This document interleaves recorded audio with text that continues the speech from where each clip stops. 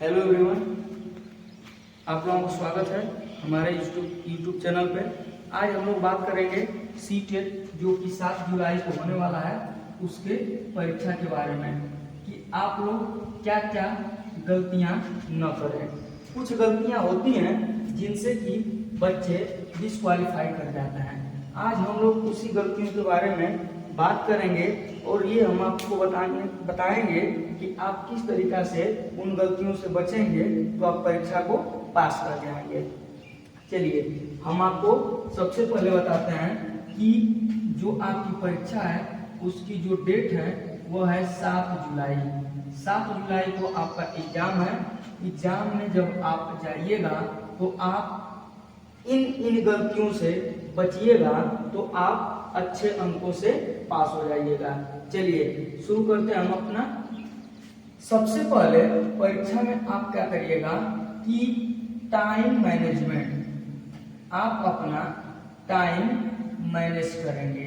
किस प्रकार से आपको टाइम मैनेजमेंट करना है उसके बारे में हम चर्चा कर लेते हैं। सबसे पहले आप देखेंगे कि आपका जो पेपर है ना उसमें सीडीपी जो होती है वह होती है 30 नंबर की। उसके बाद आपको ईवीएस आता है, वो भी होता है आपका 30 नंबर का।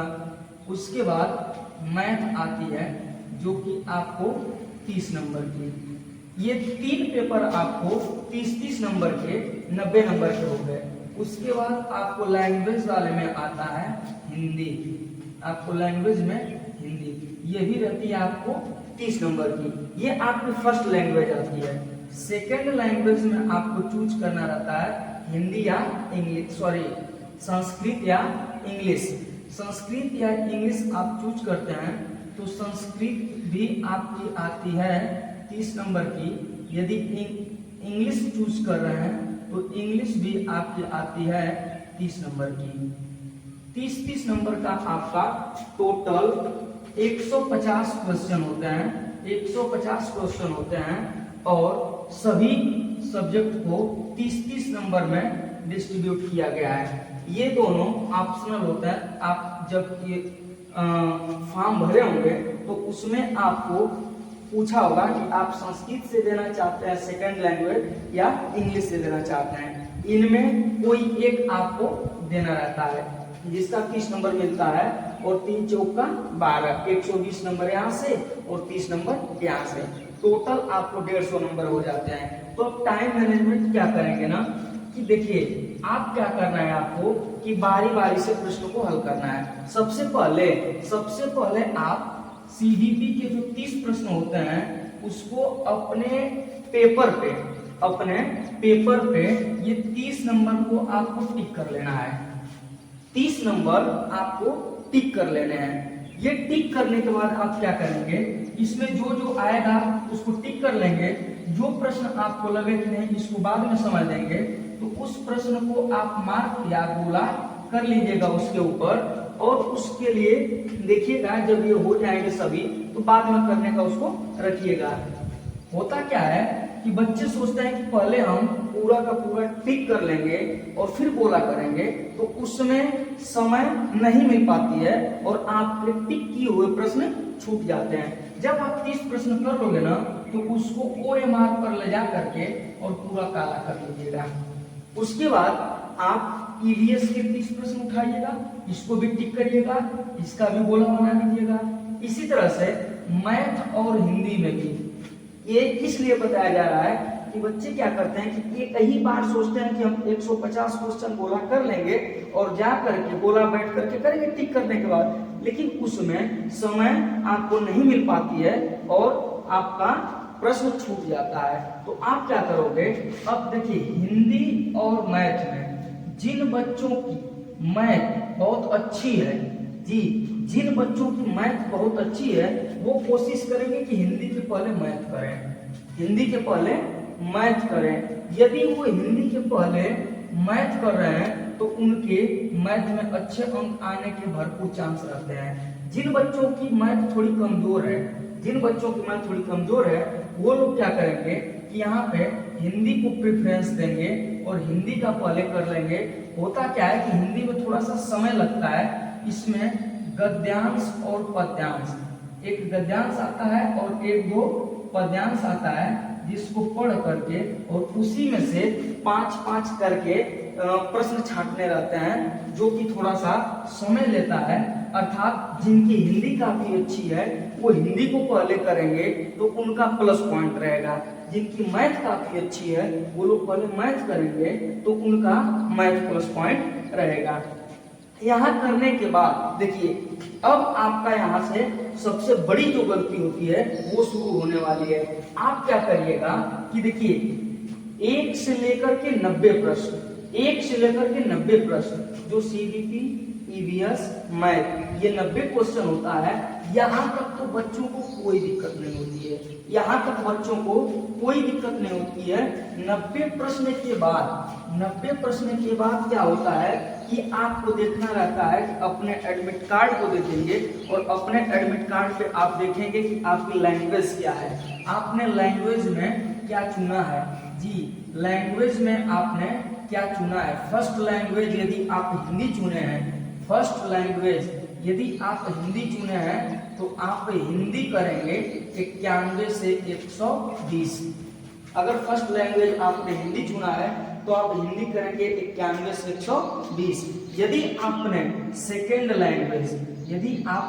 लैंग्वेज संस्कृत चुने हैं, सेकेंड लैंग्वेज यदि आप संस्कृत चुने हैं तो संस्कृत आपको जो अलग से प्रोवाइड कराई जाएगी उसमें आपको करना है 121 से 150, 121 से 150। यदि आप फर्स्ट लैंग्वेज हिंदी चुने हैं, फर्स्ट लैंग्वेज हिंदी चुने हैं तो आप करेंगे 91 से 120। यदि आप सेकेंड लैंग्वेज इंग्लिश ले चुके हैं, सेकेंड लैंग्वेज इंग्लिश ले चुके हैं तो आप 121 से 150 वाला इंग्लिश करेंगे। इसमें बहुत सारे बच्चे गलती कर जाते हैं जिसमें उनका पूरा का पूरा नंबर इधर उधर हो जाता है और वो अपने जो पासिंग मार्क होता है उस पासिंग मार्क से चूक जाते हैं। हालांकि पेपर तो वो लोग बहुत अच्छे कर ले जाते हैं, लेकिन जो उनका लैंग्वेज होता है ये चेंज होने के कारण उनका नंबर नहीं मिल पाता है। थोड़ा सा बात कर लेते हैं आपका पासिंग मार्क का, थोड़ी सा बात कर लेते हैं आपसे हम पासिंग मार्क्स कितना होता है। तो आइए आपको हम बता देते हैं कि इसका जो पासिंग मार्क्स है ना वो होता है, एक होता है जनरल कैटेगरी। जनरल कैटेगरी के लिए ना आपको 90 नंबर जरूर होते हैं, 90 नंबर। 150 में आपको 90 नंबर लाना रहता है पासिंग। ये अदर स्टेट में जाने के लिए आपको 90 नंबर की आवश्यकता होती है। जब आप जिस हिसाब से बताया गया है सीडीपी को, ईवीएस को, मैथ को, हिंदी को, संस्कृत या इंग्लिश को, इस हिसाब से, इस टाइम मैनेजमेंट के हिसाब से यदि आप करते हैं तो आप निश्चित जानिए कि आप ये जो 90 नंबर का जो क्राइटेरिया बनाया गया ना इसके पार आप जाओगे, इसके पार आप जाओगे तभी आप अदर स्टेट के लिए एलिजिबल होंगे और आप निश्चित रूप से क्वालिफाइड रहेंगे और अपने आप में भी संतुष्ट रहेंगे, फिर बार बार आपको देना नहीं पड़ेगा। उसके बाद हम बात कर लेते हैं कि इसमें जो प्रश्न होते हैं उन प्रश्नों को किस प्रकार से करते हैं, उन प्रश्नों को किस प्रकार से करते हैं। तो सबसे पहले आप जान लीजिएगा इसको करने का तरीका, सबसे पहले जान लीजिएगा इसको करने का तरीका।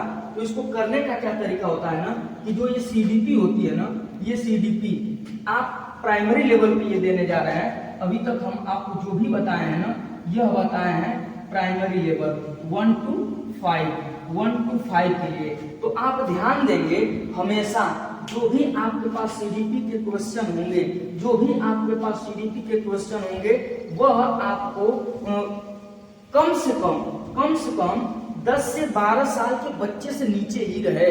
10 से 12 साल के बच्चे से नीचे का ही प्रश्न पूछे। आपको उस बच्चे को, जिस बच्चे को आप 2 साल में पढ़ा है, बीटीसी करते समय आपने जिस बच्चे को एनआईओएस से डीएलएड जो भी आप किए हो उसको करते हुए जिस बच्चे के बारे में आपने पढ़ा है उस बच्चे को सामने रख करके अगर प्रश्न आप कर रहे हो तो आप कभी गलती नहीं करोगे। ये जितने भी हैं इसमें देखिए दो प्रकार के प्रश्न पूछे जाते हैं। ये 150 नंबर में, जो 150 नंबर में आपको प्रश्न पूछे जाते हैं ना, इसको दो भागों में बांटा जाता है। एक बांटा जाता है 75 क्वेश्चन और 75 क्वेश्चन।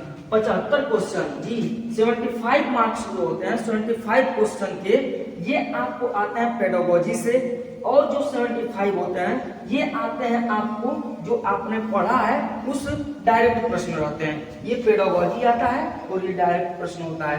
बच्चे क्या करते हैं कि नॉर्मल जो प्रश्न होता है, जो नॉर्मल प्रश्न जो होता है उस नॉर्मल प्रश्न को तो कर ले जाते हैं, और बच्चे कहते हैं कि हम पेडागोजी को नहीं कर पाते हैं, इसी में फंसते हैं। तो चलिए हम आपको बता दे रहे हैं, एक अलग से भी वीडियो हम आपको बताएंगे कि किस प्रकार से पेडागोजी को हल किया जाता है। इसमें थोड़ा सा इसको सरसरी निगाह से हम चर्चा कर लेते हैं कि पेडागोजी को कैसे हम हल करते हैं। तो देखिए, पेडागोजी को हल करते समय आपको कुछ बातें याद रखनी है, और वो बातें होती हैं पॉजिटिव और नेगेटिव।